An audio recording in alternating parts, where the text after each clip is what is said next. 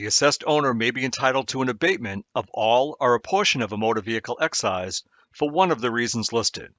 The owner has the burden of establishing that all requirements for the abatement have been met. We will now look at each of the reasons in detail. An assessed owner may be granted an abatement if the vehicle is overvalued. Overvaluation for excise purposes means the vehicle was assessed for more than the applicable percentage of its manufacturer's suggested list price when new. For you to abate, the owner would have to establish the manufacturer's suggested list price for the make and model vehicle was wrong, or the percentage applied to determine the excise was wrong.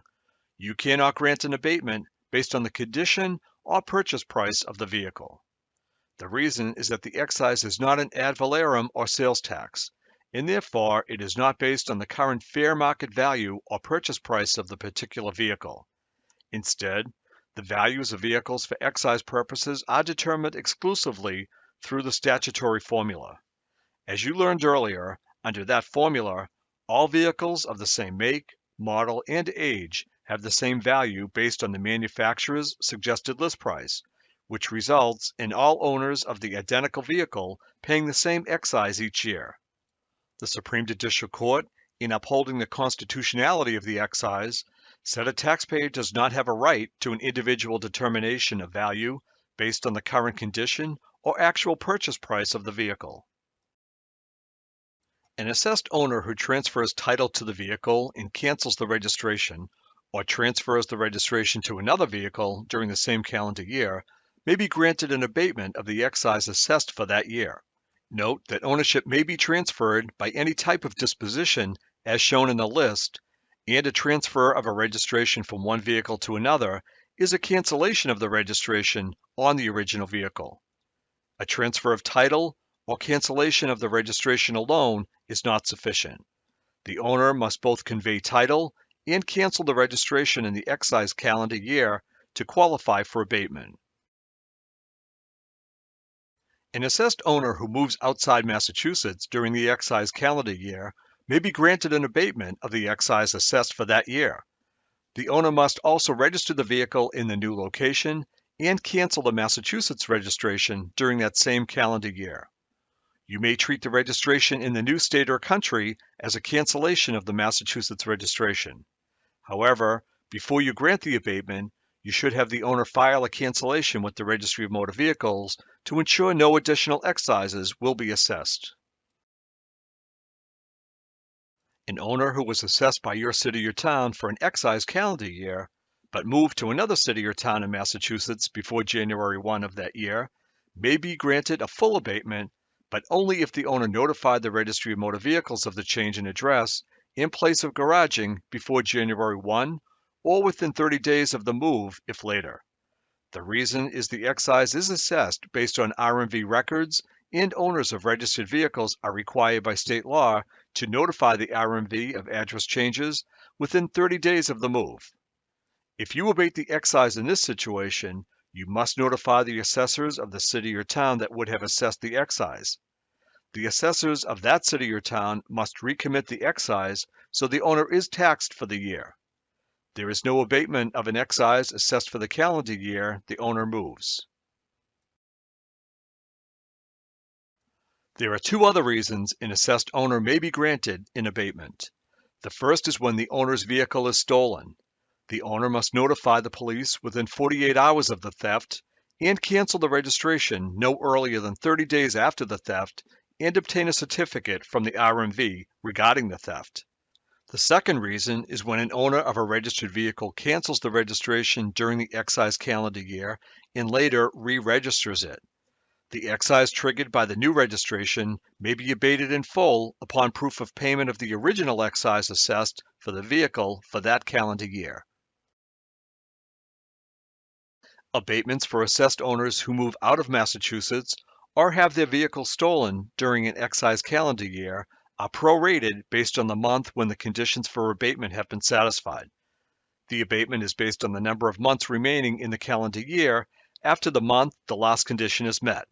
For example, if an assessed owner reports a stolen vehicle to the police in July and cancels the registration and obtains the necessary certification from the RMV in August, the abatement is for the months of September to December, or 4/12ths of the excise.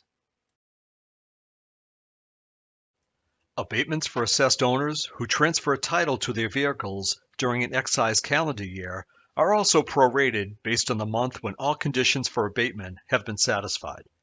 If the owner sells the vehicle in July and cancels the registration in the same or later month, you abate for the months remaining after the last action. In the first example, the last action was in August, and the abatement granted is for September through December. In the second example, both actions took place in July, and the abatement granted is for August through December.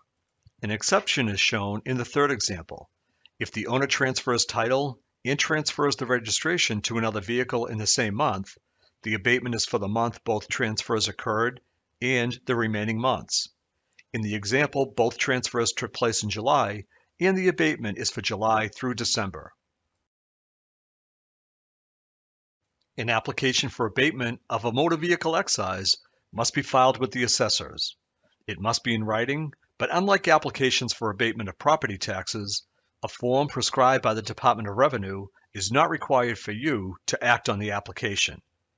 The application must be filed the later of 3 years after the excise tax is due or 1 year after the excise is paid. Assessors have 3 months, not 90 days, from the date they receive an assessed owner's abatement application to grant or deny an abatement. The 3-month action period can be extended by written consent of the owner. The application is deemed denied if you do not act within the 3-month or extended action period. For example, if an owner files an application with you on April 1, the application is deemed denied on July 1 if you did not act on the application by that date. You must notify the assessed owners in writing of the disposition of the application. If you grant an abatement, you give notice by issuing an abatement certificate to the owner.